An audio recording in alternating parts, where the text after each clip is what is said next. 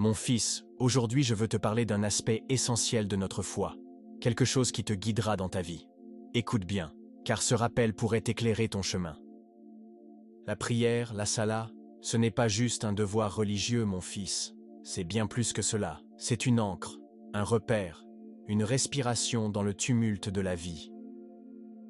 5 fois par jour, Allah nous appelle, et ce n'est pas pour lui qu'il nous appelle, c'est pour nous. Pour nous recentrer, pour nous purifier, pour nous reconnecter à notre essence. Combien de fois, dans une journée, on se sent éparpillé, entre les soucis, les réseaux, le travail, les distractions. La prière est ce moment où tout s'arrête, où on revient à l'essentiel. La prière structure notre journée, elle rythme notre temps. Tu te lèves avec Fajr, c'est un nouveau départ, un moment de silence où tu offres ton réveil à ton Créateur. Ensuite, la prière de la mi-journée te rappelle de ne pas t'oublier au cœur de ta journée. Celle de l'après-midi te recentre. Celle de Maghreb te permet de remercier avant le coucher du soleil. Et Isha, c'est cette dernière intimité avec ton Seigneur avant le repos. Sans prière, la journée se vide de sens, on court, on agit, mais on oublie pourquoi on agit. La salate, mon fils, c'est comme l'oxygène de ton âme. Si tu la négliges, petit à petit, quelque chose en toi se fane. Quand tu pries avec sincérité, avec humilité, tu sens une paix intérieure. Tu sens que tu es aligné. Tu n'es plus juste un corps qui agit, mais une âme qui vit. La prière t'aide à garder ton calme, à prendre du recul, à éviter certaines erreurs. Parce que celui qui sait qu'il va se tenir devant Allah dans quelques heures, réfléchit à 2 fois avant de mentir, tricher ou blesser quelqu'un. Elle t'élève, elle te protège, elle purifie ton cœur. Et même quand tu as mal, quand tu es triste, la prière est un refuge, tu peux y pleurer, y poser tes fardeaux, et tu ressors plus léger. Mon fils, ne fais pas de la prière une case à cocher, ne la fais pas à la dernière minute, à la va-vite, prépare-toi, ressens-la. Quand l'appel à la prière retentit, que ce soit en toi ou dans le haut-parleur d'une mosquée, vois-le comme une invitation personnelle de ton Créateur. Il t'appelle, toi. Prends ton temps pour faire tes ablutions. Choisis un endroit propre, calme. Et avant de commencer, dis-toi, je vais maintenant rencontrer Allah.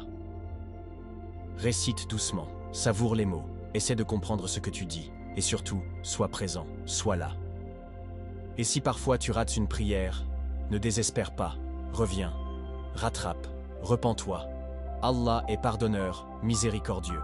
Ce qui compte, c'est de ne pas laisser ton cœur s'éloigner. Mon fils, parlons un instant de la prière de Fajr.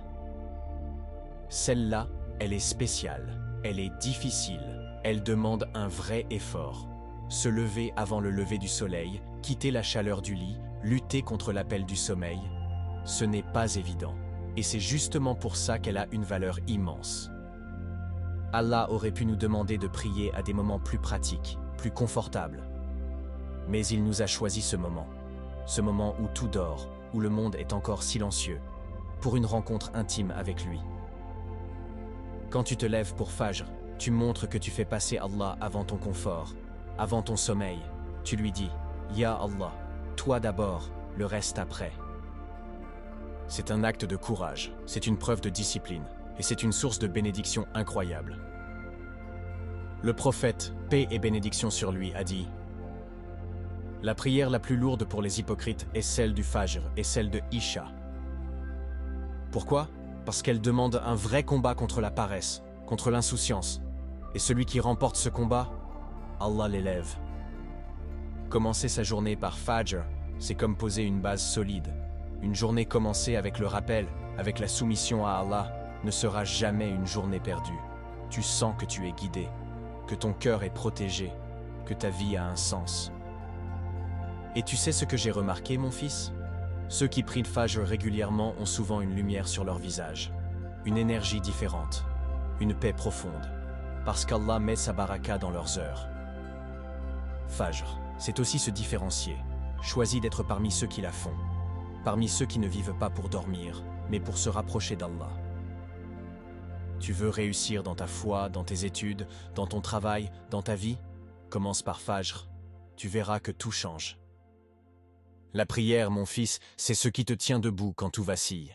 C'est ta boussole, ton lien direct avec celui qui t'a créé. Il y aura des jours où tu n'auras pas envie. Des jours où tu te sentiras vide, fatigué, perdu. C'est justement ces jours-là où la prière sera la plus précieuse. Parce qu'elle te reconnectera à ce qui compte vraiment. Mon fils, ne crois pas que la prière est réservée à ceux qui connaissent des dizaines de sourates ou qui ont mémorisé tout le Coran. Bien sûr, plus tu connais, plus tu peux vivre ta prière en profondeur. Mais l'essentiel n'est pas là. L'essentiel, c'est ton cœur, ta sincérité, ta présence. Tu ne connais que quelques sourates? C'est suffisant pour commencer, pour avancer, pour améliorer ta relation avec Allah. Ce qui compte, c'est que tu sois vraiment là, quand tu te tiens devant lui. La concentration, l'intention, l'humilité, voilà les piliers invisibles d'une vraie prière. Ne récite pas pour réciter. Prie comme si tu avais un rendez-vous avec celui qui connaît tout de toi, celui qui t'aime plus que quiconque. Quand tu pries, parle à Allah, demande-lui, pleure-lui, dis-lui ce que tu as sur le cœur, demande pardon pour tes erreurs, demande de l'aide pour avancer, demande la guidée, la protection pour toi, ta famille, pour tous les musulmans. Fais des invocations avec ton cœur, prie pour ton prophète, paix et bénédiction sur lui, pour tous les prophètes, pour les vivants, pour les morts. Tu verras, mon fils, quand la prière devient ce moment d'intimité avec ton Seigneur, elle transforme ton cœur, elle t'apaise, elle te redonne espoir, et surtout, elle te rapproche de celui qui donne sans compter. J'espère que ces paroles trouveront un écho dans ton cœur, mon fils. Prends soin de ton âme, et souviens-toi, la foi est une lumière qui nous guide à travers les ténèbres. Abonne-toi, aime la vidéo et partage ce message avec un frère, un fils, un ami ou même un père. Lui aussi a été un fils. Un jour, mon fils, c'est toi qu'on écoutera. Et n'oublie pas qu'un simple rappel peut changer une vie.